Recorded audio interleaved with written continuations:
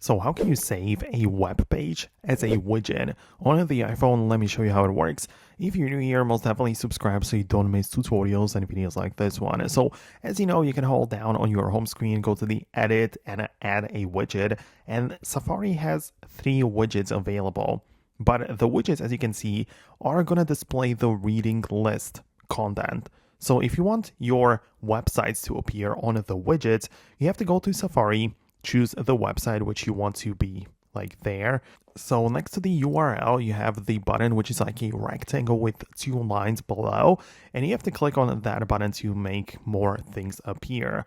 So, you have the ability to translate the website and whatnot, but click on the 3 dots again and just tap on add to reading list because, this is what we need to do. We need to add that website to the reading list because the widgets are going to display the content of the reading list. So that's how you can add one of the websites to your widgets there, and that's how you can control it, easily access your web pages, and that's how it works.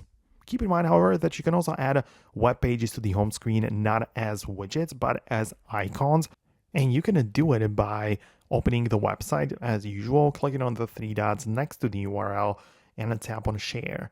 And from the options which appear, click on more, which are the 3 dots again, and just add it to the home screen. So it's the icon with the plus button, and it will make it, or it will turn the web page into an icon, which you can change the name of, but it will be added to the home screen, and it's going to behave like a separate app. So it's not technically a widget, but it's an app icon, but it just opens up the website like that. So it's also giving you the quick access to your favorite web pages.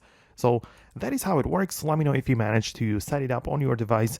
Hit the thumbs up and subscribe so you don't miss videos and tutorials like this one. And I'll see you later. So stay tuned for more and I'll talk to you soon.